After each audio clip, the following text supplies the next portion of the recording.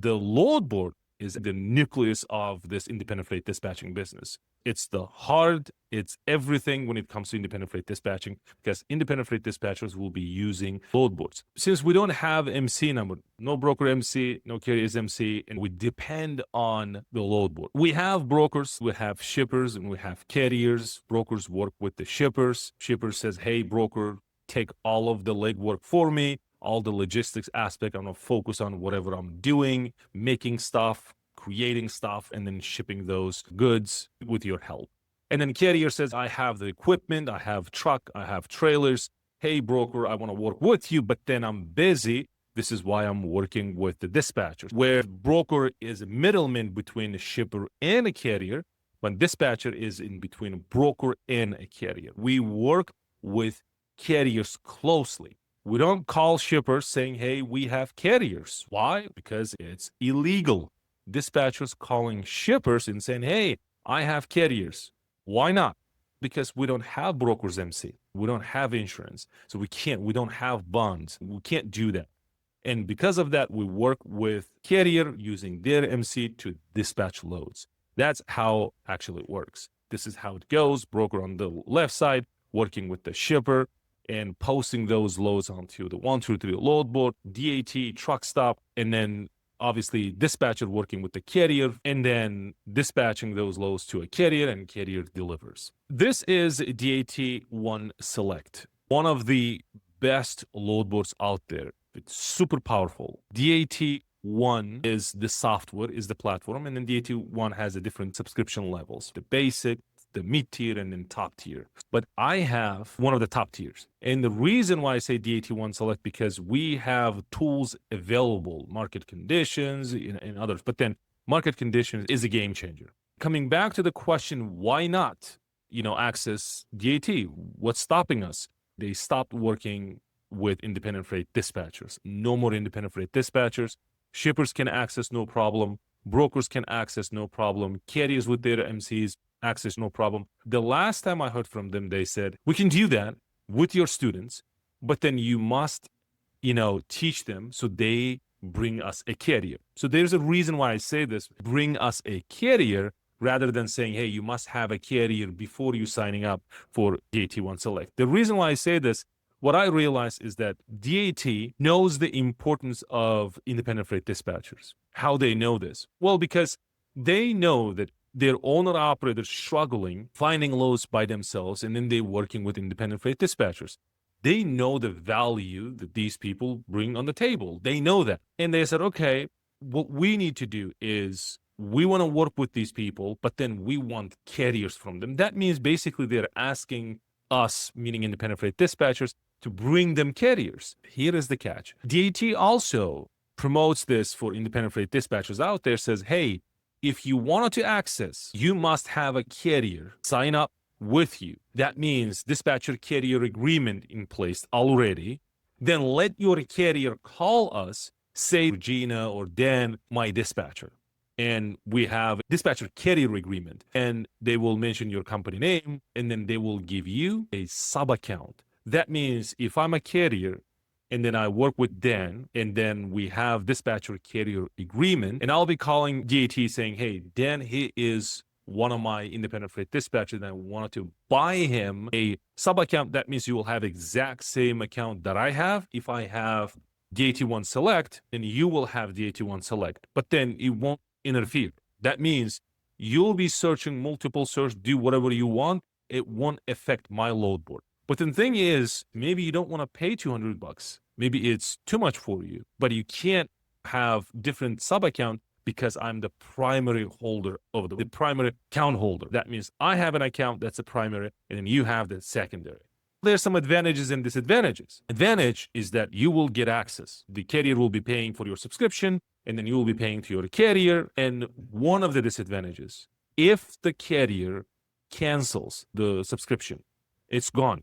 You don't have access. That is one disadvantage. And then the second disadvantage is you don't have options. For example, maybe you want to have the $100 a month version, for example, the different tier, but then you will be forced to use whatever the primary holder using. Another disadvantage is that you can't dispatch multiple carriers. If you have one account under one MC, that means you will be dispatching only this carrier and you're not allowed to dispatch other people's trucks. I know, but there is a way, obviously. And I know it gets complicated, but this is why I said 123 load board is the easiest way. When you have a 123 load board, then when you get a carrier, instead of, let's say, working with owner operator, means who has one MC, and under one MC, he has one truck. So if you're planning to use DAT, you should focus on carrier, means with multiple trucks. So it's best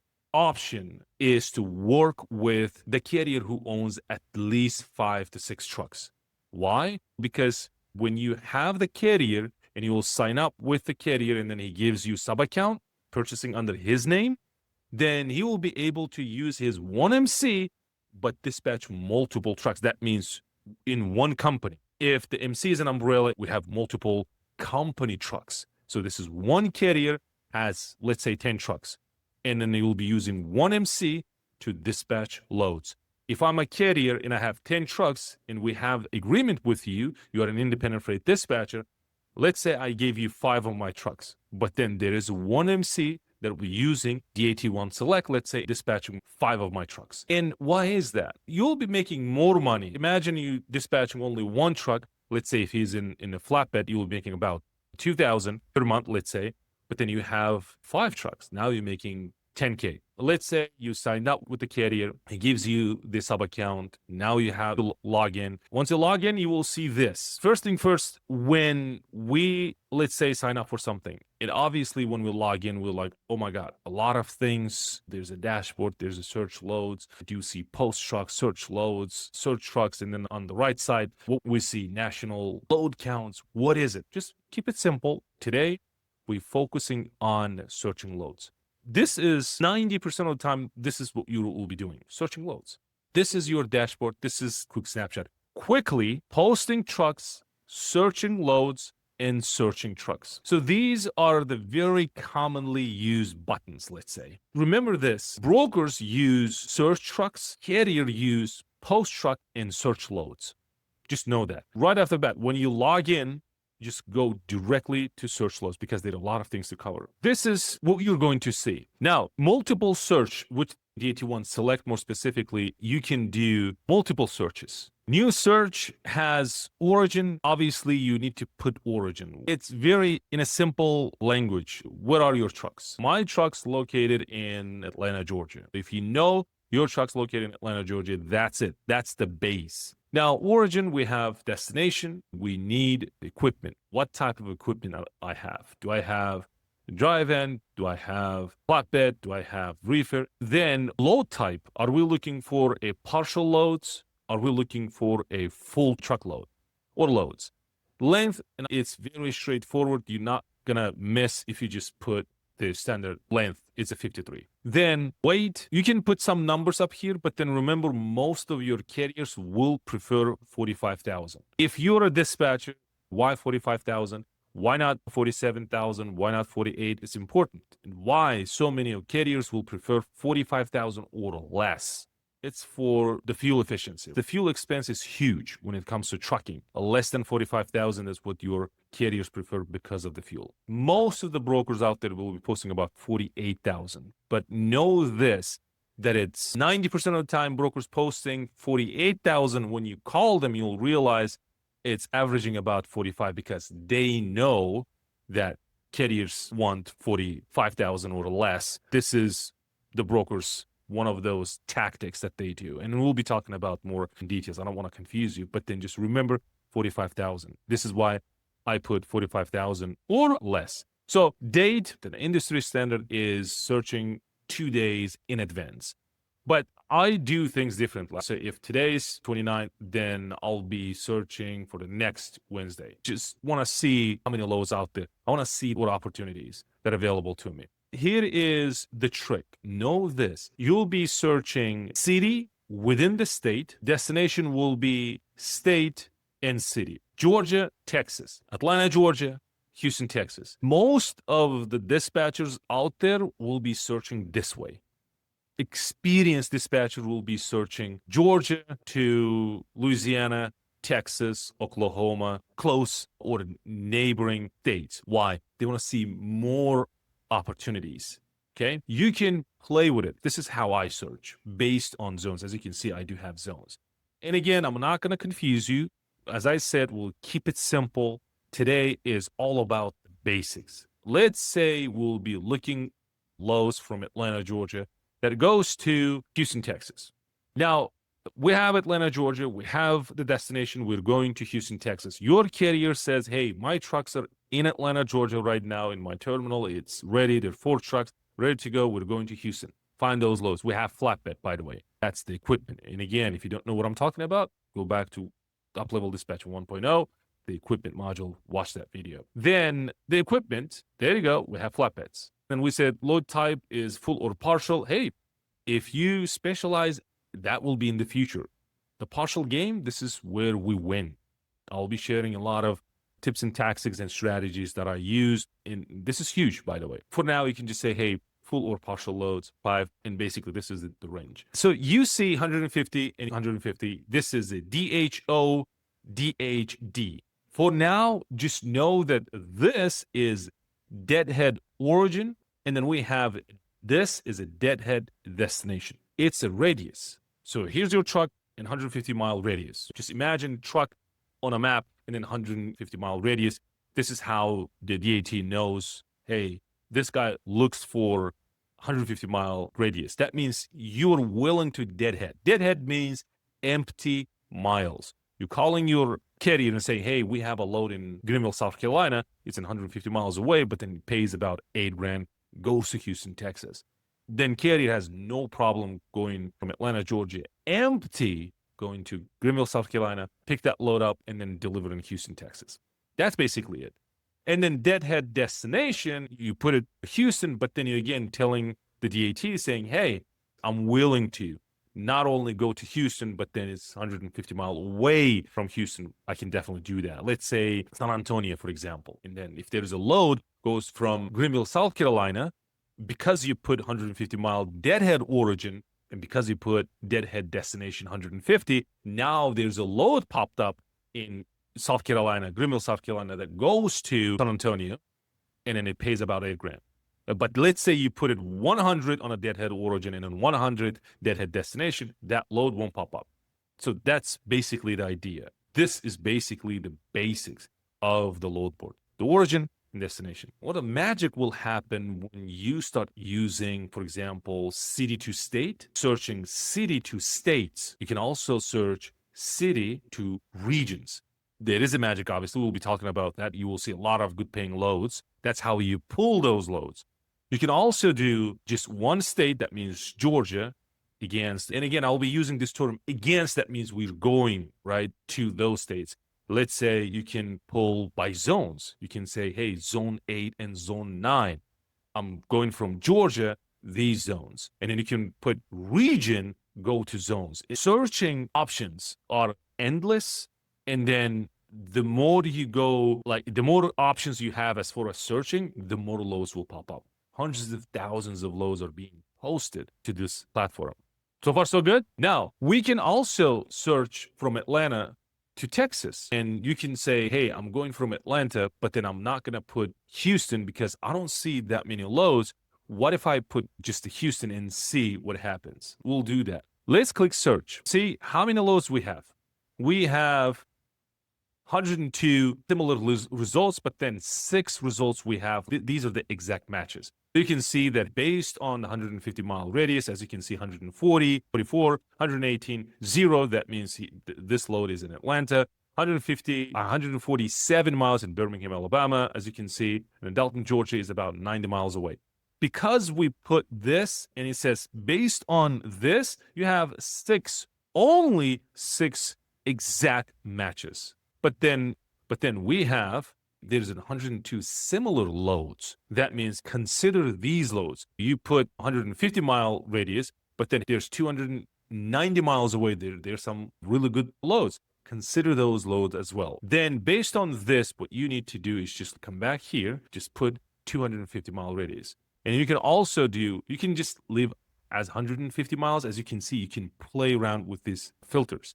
But if you do 150, let's say we had 150 and 150, deadhead origin, deadhead destination. We had 150 for each. We had 6 results. But now I just changed 150 up to a 250. That means I increased the radius by up to 100 miles. Then I click search. Let's see what happens. Now I have 23 exact matches, and then I have 403 similar results. Do you see? Now we have more loads. And this is where the reason why I share this. Your carrier might say that, hey, I'm moving from Atlanta to Houston. You will have those carriers. They're picky. And they'll say, hey, listen, I'm just searching for those loads, but then we don't have those options. We really need to increase the radius so that we can go different states or different city. Why? Because we have more loads. So more options. Don't sit and then we have a lot of expenses and I need to make money. You want to make money. Let's say we just increased by 100 miles on the deadhead origin. But what if I do exact same thing, let's say on the deadhead destination? So right now we had 6 results, exact results. Then now we have 23 exact results. If I search, let's see. Now we have about 53 results. That means 250-mile radius, deadhead origin, and then deadhead destination. These are the matches you have. So you got the idea of how to play around with this, but just know that dispatchers out there, they do 350-mile radius. I do see people doing 500-mile radius, but just play around and then let's put 350 and you can leave this in a 250 and then just click search and see what happens. 150 exact results and you have plus 423, similar results. Now, what we are seeing is we have age. That means, see, because of a live feed, the DAT1 Select has the live feed. That means when brokers post live, you can see these loads. Now, you see this load popped up from South Carolina, goes to Dallas, Texas, flatbed or stepped. Ryan Transportation, some awesome company I worked in the past. It's only 20,000 pounds. It's a full load, but hey, treat this as a partial load. Here's the trick. When you call Ryan Transportation and say, hey, I have, there is a load, see, popped up. It pays $3.31 a mile. You can definitely take this. It's only 544 miles in a total trip. So see, this load easily go about 2,200.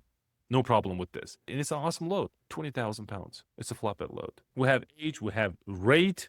Cool. So then we have a trip. We'll be talking about this origin, deadhead origin, destination, deadhead destination, pickup, when, and then we have, that means equipment, length, weight, capacity, company, contact, and we have this CS, DTP. I'll come back to this. Let's talk about one by one. Age, that means when it was posted. And there's a reason why I want to share this with you. It's staying for about 2 minutes, 2 scenarios. One, this load is already gone, but then broker didn't take off this load off of the load board.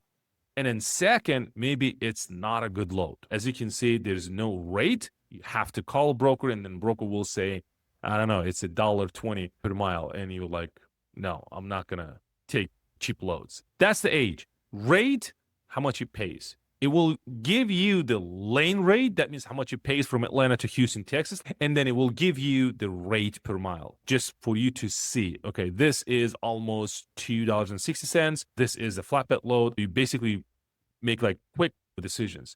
Then you have a trip. It also calculates from where to where. It says from this point to this point, it's 758. But then you need to add those miles, empty miles. What would dollar per mile for a load be considered as a good? Let's say I'm your carrier, you're dispatching, you're looking for a load. My truck's in Atlanta, Georgia, goes to Houston, Texas.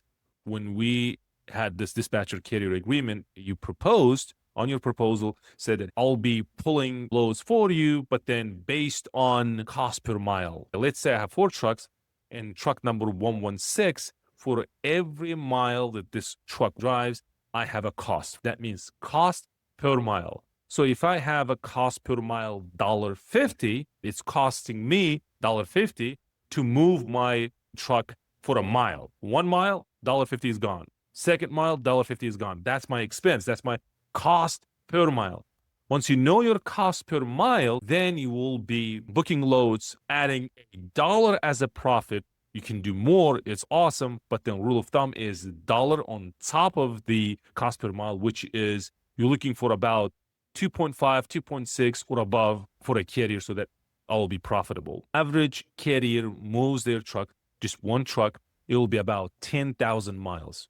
Plus, minus, if I have a dollar profit, that means if you're booking loads for 2.5, let's say, and then my cost per mile is $1.50, 2.5 minus 1.5 is $1, and then you multiply this average 10,000 miles per month, I'm making about 10,000.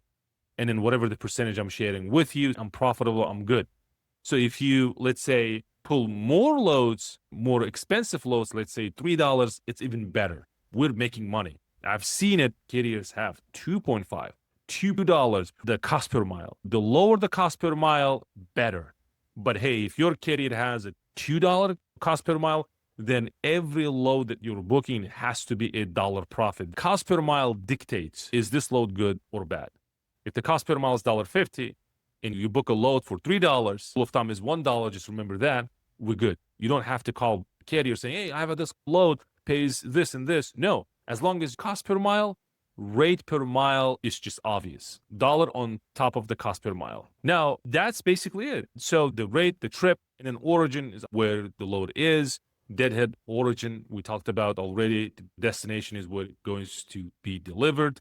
And then deadhead destination, we already talked about that. Pickup, these are the dates when it picks up.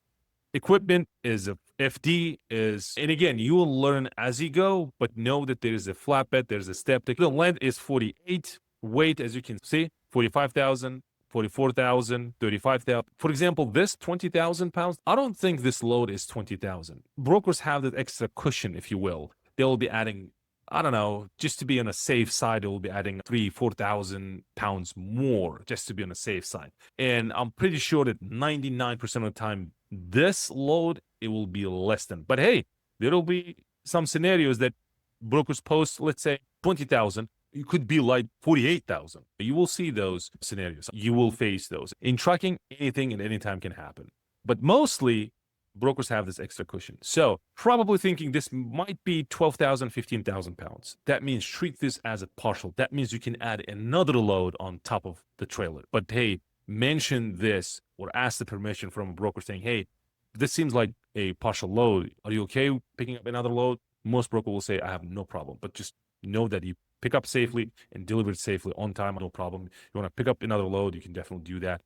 They know it. You're working with the broker and the broker works with you, basically. That's the equipment, that's the length, width, the capacity is always full or partial. Company is a brokerage company. There is a scenario. You book a load from Atlanta, Georgia to Houston. You dispatch, your driver goes there to pick up a load and broker said 20,000. Based on that information, you told your driver that it's 20,000.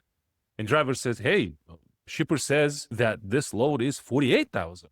What's going on? You immediately call broker and say, hey, this load is 48,000. You need to pay me a tonneau, truck order not used. And mostly what will happen is that load will be canceled and you will receive a tonneau. That's what will happen. And then if you're a dispatcher, what's your move? When you talk to broker said, okay, what can I do? Well, it's 48,000. So should we do tonneau? Truck order not used. You can say, yes, truck order not used.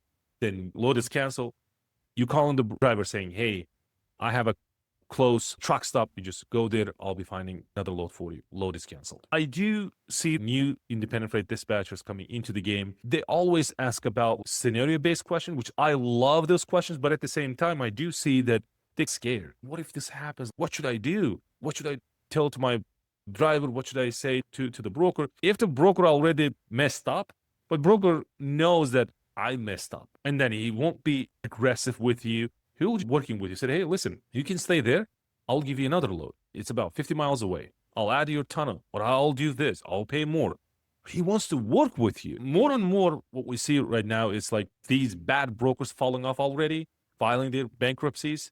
And then we have these good brokers that really wanted to build the customer base or the carrier base. It's not only a broker, it could be you, meaning you said yes, rate confirmation is signed, but then your carrier might say, man, flat tire, or man, I have a heart attack or something like that. I can't pick this load up. What do? You call a broker. First thing first, you call a broker. You tell him that, hey, this is the situation. And then he will move on. He has a lot of carriers in his back. He can cover this load, no problem. And then absolutely no problem calling your broker, explaining all the things, because things can happen. Just prepare for that. This is high risk, high reward type of thing. You can make a lot of money, then this is why you're here listening, learning, but know that it's risky.